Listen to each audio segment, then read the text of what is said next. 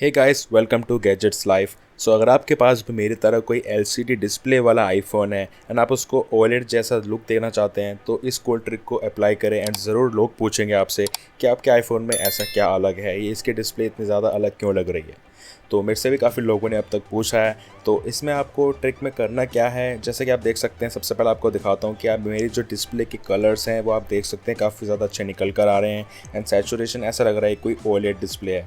तो आपको दिखाता हूँ कि सेटिंग्स में जो हमारे टिपिकल नॉर्मल वॉलपेपर्स होते हैं वही वॉलपेपर मैंने अप्लाई करा हुआ है, बट आप देख सकते हैं सेटिंग्स में जो इसका वॉलपेपर का सैचुरेशन है वो इतना ज़्यादा अच्छा निकल कर नहीं आ रहा है, काफ़ी नॉर्मल लग रहा है। बट मेरा जो वॉलपेपर आप देख सकते हैं पीछे रेड एंड ब्लू कलर काफ़ी ज़्यादा एनहेंस लग रहा है एंड आपको काफ़ी ज़्यादा इल्यूजन क्रिएट करके देगा एक OLED डिस्प्ले का।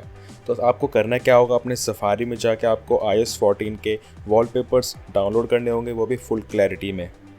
तो जैसा कि आप देख सकते हैं आपको ये वॉलपेपर्स डाउनलोड करने हैं। आपको कोई भी वॉलपेपर अप्लाई करना है आप उसको डाउनलोड कर लीजिए एंड डाउनलोड करने के बाद आपको क्या करना है, उस वॉलपेपर को फ़ोटोज़ में एप्लीकेशन में खोलना है एंड ओपन करने के बाद आपको सिंपली उसको एडिट करना है। तो शायद कुछ लोग समझ गए होंगे इस ट्रिक को।